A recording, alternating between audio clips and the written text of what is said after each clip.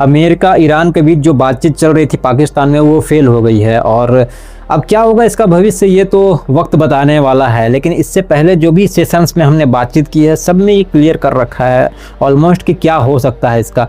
आप जस्ट पीछे जाओ और देख सकते हो उन सेशंस के वीडियोस को। खैर थोड़ा सा इतिहास समझने की कोशिश करो आप, यूएस का इतिहास क्या रहा है, अभी का नहीं, पिछले 10-20 सालों का नहीं और पहले की। जब आप अमेरिका की शुरुआत कह सकते हो, यानी 1492 ईस्वी समथिंग जब कोलंबस गया था और अमेरिका की खोज किया उन्होंने, उसके बाद से ही अमेरिकन्स ने किस तरीके से जाकर नेटिव अमेरिकन्स को या जो मूल अमेरिकन्स थे जिसको रेड इंडियंस भी कहा जाता था उनको मारा, उनका विध्वंस किया, नरसंहार किया, बच्चों औरतों को भी नहीं छोड़ा गया, उनको भी मारा गया।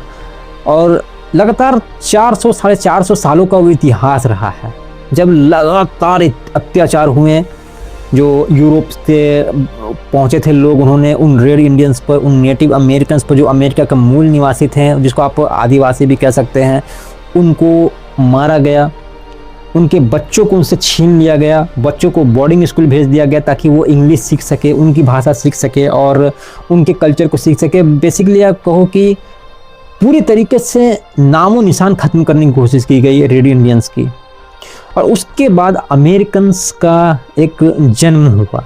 अमेरिकन्स कोई मूल निवासी नहीं है उस ज़मीन के, वो यूरोप से ही माइग्रेट करके वहाँ पहुँचे हैं। तो उस देश की नींव ही पड़ी है खून के ऊपर, लाशों के ऊपर, हड्डियों के ऊपर, अत्याचार के ऊपर। उनके माइंड में एक चीज़ है, वो है डोमिनेंस। डोमिनेंस करके किसी भी चीज़ को हथिया लेना। वहाँ पर कैसे कोई सोच सकता है कि वो देश जो लगातार कहीं किसी को मारे जा रहा है और वो पलटकर एक थप्पड़ उसको मार दे, वो कैसे उस एक थप्पड़ को बर्दाश्त कर लेगा? कैसे उस दूसरी पावर की संप्रभुता को, पावरनेस को वो एक्सेप्ट कर लेगा? डेफिनेटली नॉट, वो नहीं करने वाला है। और इसीलिए सबको जो लग रहा था कि ये पाउज हो जाएगा तो सब कुछ ठीक हो जाएंगी, कुछ समय तक हो सकता है ठीक रहे, ऐसा लगे कि सब कुछ ठीक हो गया है, लेकिन भीतर ही भीतर वो ठीक नहीं होगा। क्योंकि ये आज की लड़ाई नहीं है, ये लड़ाई सदियों पुरानी है, ये लड़ाई दशकों पुरानी है। और ऐसा इसलिए है क्योंकि कहीं ना कहीं वो मानसिकता घर की हुई है। अब समझ कर रखो ना, आज जो वॉशिंगटन में बैठे हुए हैं, आज जो पेंटागन्स में बैठे हुए हैं जो अधिकारी, कहीं ना कहीं वो उसी स्कूल कॉलेजेस से पढ़ कर आए होंगे और उसी दौर को जीते हुए आए होंगे जिस दौर में उनको बताया गया कि देखो तुम सुप्रीम हो, तुम अमेरिकन्स हो and that's why you are supreme.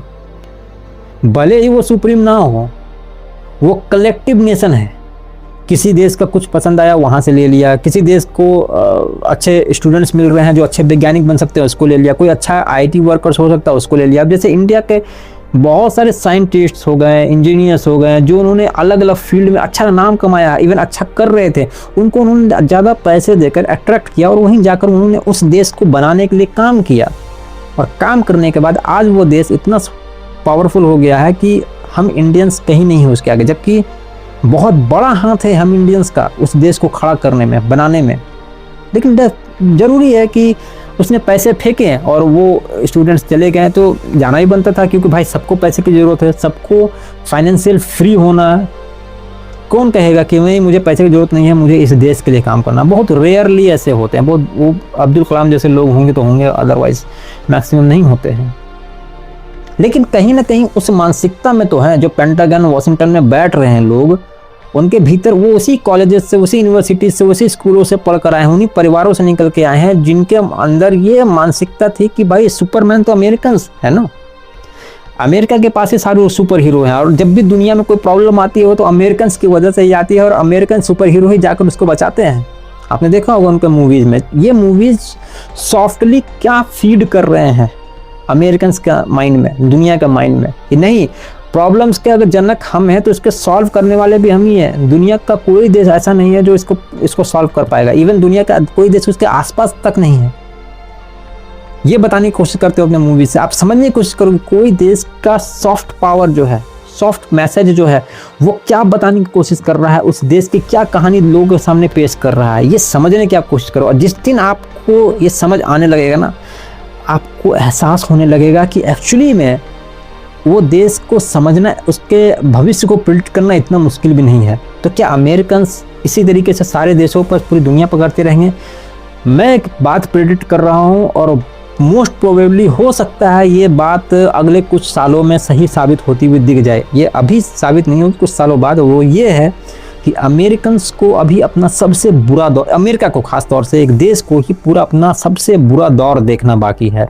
Reason number 1 ये है कि अगर राष्ट्रपति जो उनके हैं इस वक्त, वो इतने ज़्यादा पावरफुल हो जाते हैं और उनके दिमाग में ये बात आ जाती है कि अब चुनाव की कोई ज़रूरत नहीं है अगले 10-15 सालों के लिए, वो चुनाव नहीं भी करवा सकते हैं। या फिर अगर चुनाव हुए तो इतने ताकतवर हो जाए अपने टर्म के दौरान ही कि अगला व्यक्ति जो भी चुनाव लड़े या जो भी सत्ता में आए, वो उनको आराम से कंट्रोल कर पाए, उसको आराम से नचा पाए अपने इशारों पे। और अल्टीमेटली पीछे शैडो गवर्नमेंट होगी, वो उनकी ही या उनके चाहने वालों की होगी, उनके ही इशारों पर नाचने वालों की होगी। और जब ऐसा होगा तो कहीं ना कहीं भले ही आप इसको एक डेमोक्रेसी कह दो, लेकिन ये एक डिक्टेटरशिप ही होगा। और जब ऐसा कोई देश जिसके रुपए के आगे पूरी दुनिया झुकी हुई है, जिसके पावर के आगे पूरी दुनिया झुकी हुई है, डरी हुई है, सहमी हुई है, उस देश में अगर कोई इस तरीके का मानसिकता वाला व्यक्ति बैठ जाए, जिसको अपने अहम को हर वक्त कुछ ना कुछ चाहिए, तो क्या कि वो जिंदा रहे, उसका वहम अहम जिंदा रह जाए, तो वो कुछ ना कुछ करता रहेगा, वो कुछ ना कुछ एक्शन करता रहेगा। और ऐसा नहीं है कि उसके मर जाने के बाद या उसके नहीं रहने के बाद उसकी सोच दूसरे में नहीं आएगी, क्योंकि ऐसे व्यक्ति हमेशा अपनी सोच दूसरों में भी डेवलप कर रहे होते हैं जब वो जीवित होते हैं। तो किसी न किसी को अपना उत्तराधिकारी बनाकर जाएंगे, और जो उत्तराधिकारी होगा वो किस तरीके का क्रूर होगा या कुछ तरीके का डिसीजन लेने वाला होगा, ये तो वक्त बताएगा। लेकिन जो भी हो, इस वक्त हमको क्या करना है क्या नहीं करना है, वो बस आप जो सिचुएशंस इस वक्त बन रहे हैं, बस उस पर बहुत क्लोजली मॉनिटर करो, बिटवीन द लाइंस पढ़ने की कोशिश करो। सिर्फ वो न्यूज़ मत पढ़ो जो न्यूज़ दिया जा रहा है, उसके भीतर और उसके इम्प्लीकेशंस क्या हो सकते हैं फ्यूचर में, अगले 2 दिन 5 दिन, 1 हफ्ते 2 महीने का, उसको कैलकुलेट करना शुरू करो। और ऐसे ही आप समझने लगोगे और उनके करने से पहले आप चीज़ों को प्रेडिक्ट करना सीख लोगे, समझ जाओगे। मिलते अगले सेशन में दोस्त, सब्सक्राइब फॉलो करते जाना।